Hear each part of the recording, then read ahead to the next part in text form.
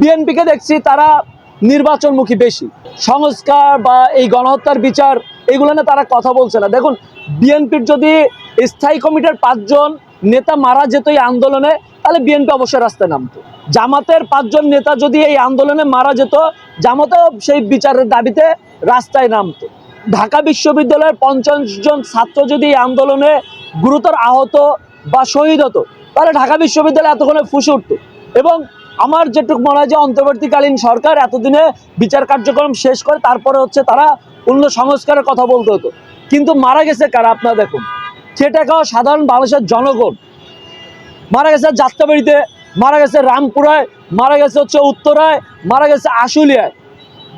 ঢাকা বিশ্ববিদ্যালয়ে শুধু নাহিদ ইসলাম একা ব্যক্তি যে মায়ের খেয়েছে ডিবির হেফাজতে যায়, আর কেউ বলতে পারবে না যে তারা মায়ের খেয়েছে এই আন্দোলনে। এই আসিফ, নাহিদ, তারপর মাহফুজ সাহেব, যারা আমাদের ছাত্র ভাইরা, বন্ধুরা, যাদেরকে আমরা বসেছিলাম, ভেবেছিলাম তারা এই শহীদদের নিয়ে কথা বলবে, আহতদের নিয়ে কথা বলবে, কিন্তু তারা ভুলে গেছে।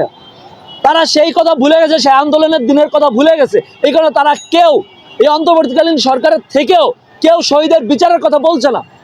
আমরা খুবই আশাহত তাদেরকে নিয়ে। জুলাই গণ অভ্যুত্থানে নেতৃত্বদানকারী সংগঠন আপনার এই এনসিপি বলছেন যে আপনি, এর আগে তো এদের একটা নাম ছিল যে বৈষম্য বিরোধী ছাত্র আন্দোলন।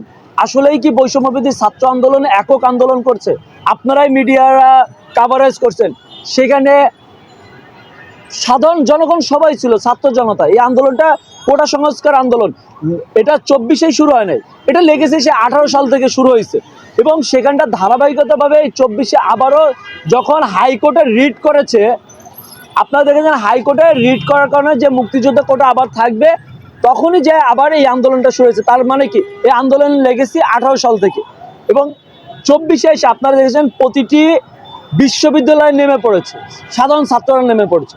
তারপরে সেই জায়গায় বিভিন্ন সামাজিক সংগঠন নেমে পড়েছে। তারপর প্রতিটা রাজনৈতিক দলের ছাত্র সংগঠনগুলো নেমে পড়েছে। তারপরে রাজনৈতিক দলগুলো এখানটায় নেতৃত্ব দান দিয়েছে। তাহলে এটা সকলের অংশগ্রহণের ছিল। এখন তারা একটি রাজনৈতিক দল এনসিপি গঠন করছে। আমরা সেখানটায় দেখেছি তারা কিছুদিন বন্ধ ছিল, কোনো ধরনের গণহত্যার বিচার দাবি করে নাই। গত 2 দিন ধরে আমরা দেখছি নাহিদ ইসলাম উনি অন্তর্বর্তীকালীন সরকার থাকা অবস্থায় কিছু না বলে নেমে এসে রাজপথে উনি বলছেন যে শহীদের মা উনি বিচার চাচ্ছেন, তাহলে বিচার হয়ে তারপরে নির্বাচন হবে। ওনাকে দেখছি, আমি এটাকে সাধুবাদ জানাই, আমি সবাইকে সব কিছু বলবো। এবং বিএনপিকে দেখছি তারা নির্বাচনমুখী বেশি, সংস্কার বা এই গণহত্যার বিচার এগুলো নিয়ে তারা কথা বলছে না। দেখুন, বিএনপির যদি স্থায়ী কমিটির 5 জন নেতা মারা যেত এই আন্দোলনে, তাহলে বিএনপি অবশ্যই রাস্তায় নামতো। জামাতের 5 জন নেতা যদি এই আন্দোলনে মারা যেত, জামাতেও সেই বিচারের দাবিতে রাস্তায় নামতো। ঢাকা বিশ্ববিদ্যালয়ের 50 জন ছাত্র যদি এই আন্দোলনে গুরুতর আহত বা শহীদ হতো, তাহলে ঢাকা বিশ্ববিদ্যালয় এতক্ষণে ফুসে উঠতো। এবং আমার যেটুকু মনে হয় যে অন্তর্বর্তীকালীন সরকার এতদিনে বিচার কার্যক্রম শেষ করে তারপরে তারা অন্য সংস্কারের কথা বলতে হতো। কিন্তু মারা গেছে কারা? আপনারা দেখুন, খেটে খাওয়া সাধারণ বাংলাদেশের জনগণ মারা গেছে। যাত্রাবাড়িতে মারা গেছে, রামপুরায় মারা গেছে, উত্তরায় মারা গেছে, আশুলিয়ায়। ঢাকা বিশ্ববিদ্যালয়ে শুধু নাহিদ ইসলাম একা ব্যক্তি যে মায়ের খেয়েছে ডিবির হেফাজতে যায়, আর কেউ বলতে পারবে না যে তারা মায়ের খেয়েছে এই আন্দোলনে। কেউ দেখাতে পারবে না তারা কেউ মায়ের পর্যন্ত খাইছে। তাহলে বুঝতে হবে মারা গেছে প্রাইভেট বিশ্ববিদ্যালয় আমাদের ভাইরা। এই সাধারণ মানুষের রক্তের জন্য কেউ আন্দোলন করতে রাজি না। জনগণকে প্রতিবারই রাজনৈতিক বছরে আমরা মনে করছি এখনো তারা ব্যবহার করতে যাচ্ছে। এই কারণে কেউ আর এই গণহত্যার বিচারের জন্য কথা বলছে না। সবাই তাদের নিজ দলীয় স্বার্থ, ক্ষমতার স্বার্থ, কারো যে স্বার্থ আছে সেটা নিয়ে কাজ করছে। আমরা বসছি যে জনগণ যেহেতু রক্ত দিছে, এই জনগণের রক্তের ঋণ আগে পরিশোধ করে। শহীদের মা কান্না করছে, তার ভাই কান্না করছে, তার বাবা কান্না করছে, তার বোন কান্না করছে। আপনারা দেখছেন 5ই আগস্টে 2 জন বোন ভাইয়ের লাশ কাঁধে করে নিয়ে ঢাকা মেডিকেল থেকে স্লোগান দিছিল। সেটা হয়তো আমাদের উপদেষ্টারা ভুলে গেছে। এই আসিফ, নাহিদ, তারপর মাহফুজ সাহেব, যারা আমাদের ছাত্র ভাইরা, বন্ধুরা, যাদেরকে আমরা বসেছিলাম, ভেবেছিলাম তারা এই শহীদদের নিয়ে কথা বলবে, আহতদের নিয়ে কথা বলবে, কিন্তু তারা ভুলে গেছে। তারা সেই কথা ভুলে গেছে, সেই আন্দোলনের দিনের কথা ভুলে গেছে। এই কারণে তারা কেউ এই অন্তর্বর্তীকালীন সরকারের থেকেও কেউ শহীদের বিচারের কথা বলছে না। আমরা খুবই আশাহত তাদেরকে নিয়ে।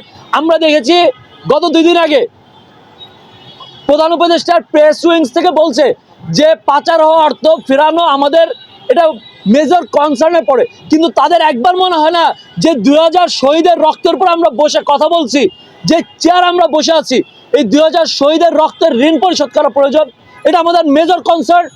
তাদের মুখ থেকে একবারও এই কথাটা বেরোয় না। আমার দুঃখ হয়, আমি একা বসে রয়েছি, আমার সাথে অনেক ভাইরা আসে, বিভিন্ন সময় আমরা বিভিন্ন আন্দোলন করছি। 5টা আমরা শহীদ মার্চ দিয়েছি, 2টা শহীদ মার্চ দিয়েছি, তার মধ্যে একটি আশুলিয়ায়, যেখানে 7টা ভাইদেরকে আমাদের পুড়িয়ে ফেলা হয়েছে।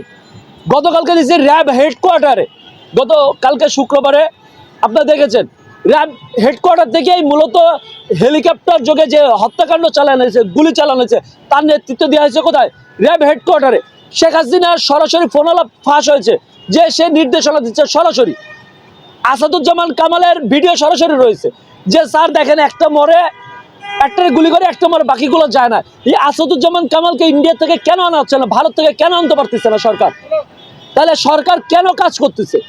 আমরা ইউনূস স্যারকে খুবই সম্মান করি, সে সারা বিশ্বের কাছে সম্মানী একজন ব্যক্তি। আমরা ভেবেছিলাম তিনি যেমন সম্মানিত, তার যেমন গ্রহণযোগ্যতা সারা বিশ্বে, বাংলাদেশের সরকার প্রধান হলে তিনি হয়তো নিউট্রাল পজিশন থেকে এই হত্যাকাণ্ডের বিচার করবে, কিন্তু আমরা বারবার আশাহত হচ্ছি। আমরা অনুরোধ জানাই অন্তর্বর্তীকালীন সরকারকে মনে করিয়ে দিতে চাই সে আন্দোলনের দিনের কথা, আমাদের ছাত্র বন্ধুদেরকে, উপদেষ্টাদের মনে করিয়ে দিতে চাই কিভাবে আপনাদের ডাকে সারা বাংলাদেশের মানুষ নেমে আসছিল, আপনাদের উপর যেভাবে বিশ্বাস ভরসা রাখছিল। একবার একটু আপনারা সেই শহীদ পরিবারের কাছে যান, 7 মাসে এখন আবার নতুন করে যান সেই শহীদ পরিবারদের কাছে, দেখেন তাদের আর্তনাদ কি। তাদের কোনো চাওয়া পাওয়া নাই, তাদের একটাই চাওয়া পাওয়া যে আমার সন্তান, আমার ভাইয়ের সেই বিচার করেন ভাই। আমার ভাইকে অন্যায়ভাবে মারা হয়েছে, আমার ছেলেকে অন্যায়ভাবে মারা হয়েছে, আমার বোনকে, আমার মেয়েকে অন্যায়ভাবে মারা হয়েছে, তার বিচার করেন। তাদের চাওয়া একটাই। ধন্যবাদ সবাইকে।